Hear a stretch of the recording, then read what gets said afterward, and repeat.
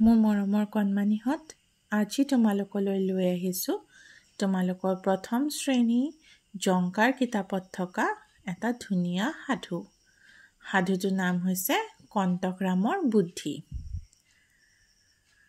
তোমালোকে বাৰু কেতিয়াবা কেটেলা পহু দেখিছানে? কেটেলা পহুৰ গাত দীঘল দীঘল কাঁইট থাকে।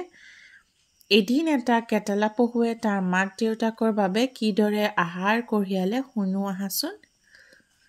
এই সাধুটো কেটেলা পহুৰ ওপৰত। কেটেলা পহু এটাই কেনেকৈ মাক দেউতাকৰ বাবে খোৱা বস্তু লৈ আনিছিলে তাকে ক'বলৈ চেষ্টা কৰিছে। আহা আমি সাধুটো এবাৰ চাওঁ। এখন হাবিত এটা কেটেলা পহু আছিল। তাৰ নাম আছিল কণ্টকৰাম। এদিন তাৰ মাক দেউতাকৰ অসুখ হ'ল। তেওঁলোকে তাক ফল মূল আনি দিব নোৱাৰা হ'ল।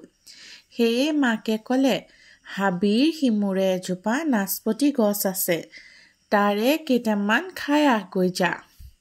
মাকৰ কথামতে সি নাচপতি খাবলৈ গ'ল। সি তলসৰা নাচপতি খাব লওঁতেই তাৰ মাক দেউতাকলৈ মনত পৰিল।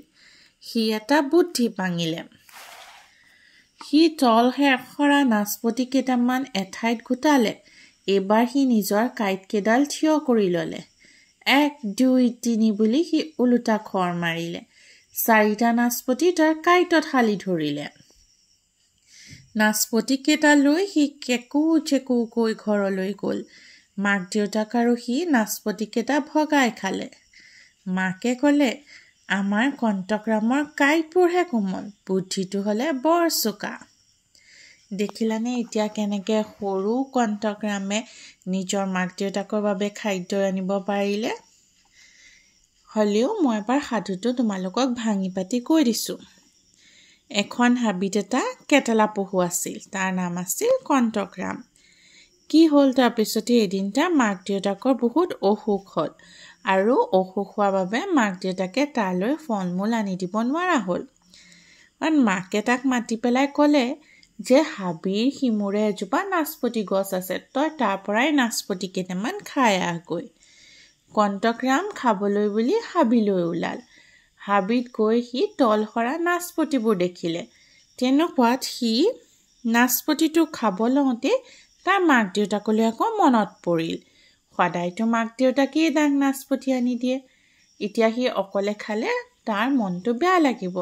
সেইকাৰণে সি এটা বুদ্ধি ভাঙিলে। কি কৰিলে, সি তলসৰা নাচপতি কেইটামান গোটাই ল'লে আৰু গোটাই লৈ সি তাৰ নিজৰ কাঁইটকেইডাল থিয় কৰি দি ওলোটা খৰ মাৰিলে, উল্টা হৈ দিলে। আৰু তেতিয়া কাঁইটবোৰতো জোঙা জোঙা থাকে। কাঁইটত কি হ'ল, নাচপতি কেইটা লাগি গ'ল। আৰু সেই নাচপতি কেইটা লৈ সি কেকু জেকুকৈ ঘৰলৈ গ'ল। যিহেতু অকণমান ওজন বাঢ়ি গ'ল, মাক দেউতাক আৰু সি নাচপতি কেইটা তাৰপিছত ভগাই খালে। তেতিয়া মাকে ক'লে যে আমাৰ কণ্টকৰামৰ কাঁইটবোৰহে কোমল, বুদ্ধিটো হ'লে বৰ চোকা। সি বুদ্ধি কৰি যে নাচপতি কেইটা আনিব পাৰিলে, সেয়ে মাকে এনেকৈ ক'লে। ছবিত দেখিছাই তোমালোকে, এয়া হৈছে কণ্টকৰামৰ পৰিয়ালটো। আৰু তাৰপিছত এয়া কণ্টকৰাম আহিছে নাচপতি গছৰ ওচৰলৈ।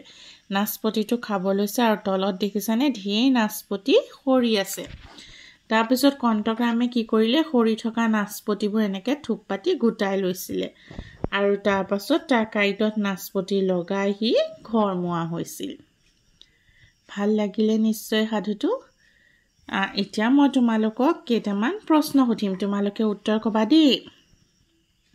কেটেলা পহুটোৰ নাম কি আছিল? কেটেলা পহুটোৰ নাম কণ্টকৰাম আছিল, হয়নে? তাক মাকে কি খাবলৈ দিছিল? তাক মাকে ফল মূল আনি দিছিল, হয়নে? সি কিয় নাচপতি ঘৰলৈ লৈ গৈছিল? নহয়, এইটো হৈছে তাক মাকে কি খাবলৈ কৈছিল? মাকে তাক নাচপতি খাবলৈ কৈছিল। সি কিয় নাচপতি ঘৰলৈ লৈ গৈছিল? মাক বাপেকে নাচপতি খাব নোৱাৰাৰ বাবে সি মাক দেউতাকলৈ নাচপতি ঘৰলৈ লৈ গৈছিল।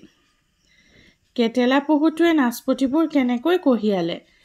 কেটেলা পহুবোৰে নাচপতিবোৰ তাৰ কাঁইটত লগাই কঢ়িয়ালে।